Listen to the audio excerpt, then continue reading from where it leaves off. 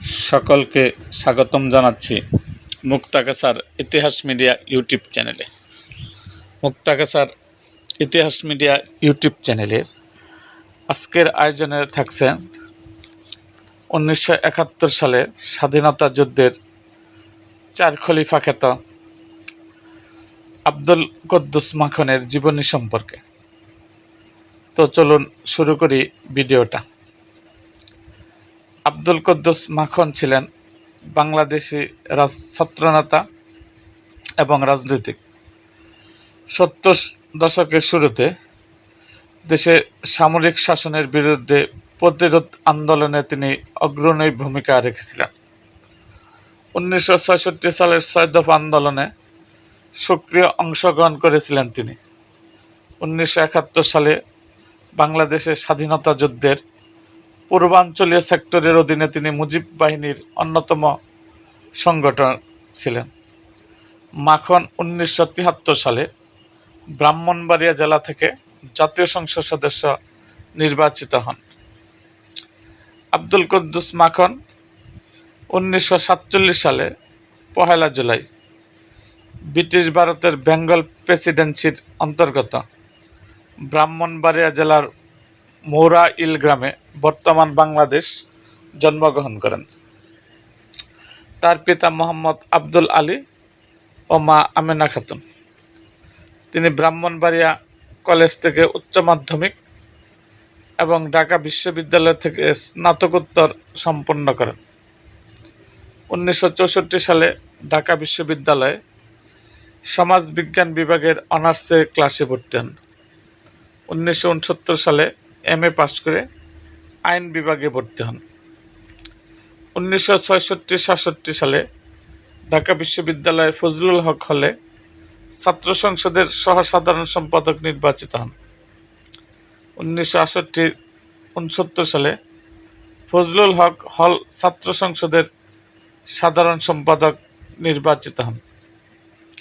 ছাত্রনেতা হিসাবে 69-এর গণঅভ্যুত্থানে গুরুত্বপূর্ণ ভূমিকা রাখেন। 1970 সালে তিনি ঢাকা বিশ্ববিদ্যালয় কেন্দ্রীয় ছাত্র ইউনিয়নের ডাকসুর সাধারণ সম্পাদক নির্বাচিত হয়েছিলেন। 1971 সালের স্বাধীন বাংলার কেন্দ্রীয় ছাত্র সংগ্রাম পরিষদের 4 সদস্যের অন্যতম সদস্য ছিলেন তিনি। 1971 সালের 1 মার্চ তিনি নূরে আলম সিদ্দিকী, আসম আব্দুর রফ ও শাহজাহান সিরাজ প্রমুখ ছাত্র নেতাদের পাশাপাশি স্বাধীন বাংলা ছাত্র সংগ্রাম পরিষদ গঠনে অগ্রণী ভূমিকা রেখেছিলেন। 1971 সালে 2 মার্চ স্বাধীনতা যুদ্ধের পূর্ব মুহূর্তে ছাত্র সংগ্রাম পরিষদের অন্যান্য নেতা সহকারে আব্দুল কুদ্দুস মাখন ঢাকা বিশ্ববিদ্যালয়ের কলা ভবন চত্বরে স্বাধীনতার পতাকা উত্তোলন করেন। পরদিন 3 মার্চ তিনি তার সহকর্মী শেখ মুজিবুর রহমানকে জাতির জনক ঘোষণা দেন। মুক্তিযুদ্ধে পূর্বাঞ্চলীয় এলাকায় দায়িত্ব পালন করেন। পূর্বাঞ্চলীয় লিবারেশন কাউন্সিলে ছাত্র প্রতিনিধি হিসেবে দায়িত্ব পালন করেন। 1972 সালে সাধারণ সম্পাদক হিসাবে দায়িত্ব পালনকালে শেখ মুজিবুর রহমান ডাকসুর আজীবন সদস্যপদ প্রদান করা হয়। ভারতের কলকাতায় ভারত বাংলাদেশ মূর্তি মেলায় বাংলাদেশের প্রতিনিধিত্ব করেন। 1973 সালে ছাত্র নেতা হিসাবে সোভিয়েত ইউনিয়ন ভ্রমণ করেন। 1973 সালে স্বাধীন বাংলাদেশের প্রথম জাতীয় সংসদ নির্বাচনে তিনি সংসদ সদস্য নির্বাচিত হন। 1974 সালে বার্লিনে আন্তর্জাতিক বিশ্ব যুব উৎসবে বাংলাদেশের প্রতিনিধিত্ব করেন। 1975 সালের 23 আগস্ট রাতে তাকে গ্রেপ্তার করা হয়। 1978 সালে 12 নভেম্বর জেল থেকে মুক্তি লাভ করেন।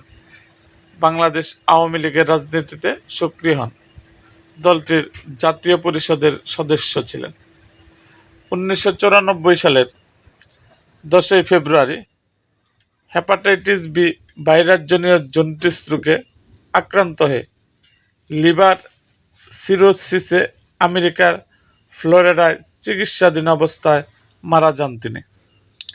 এরকম আরও ভিডিও পেতে এবং রাজনৈতিক অঙ্গনে নানা ঘটনা ও ইতিহাস জানতে আমাদের মুক্তাগাছার ইতিহাস মিডিয়া ইউটিউব চ্যানেলটিকে সাবস্ক্রাইব করুন এবং পাশে থাকা বেল আইকনটি বাজিয়ে দিন।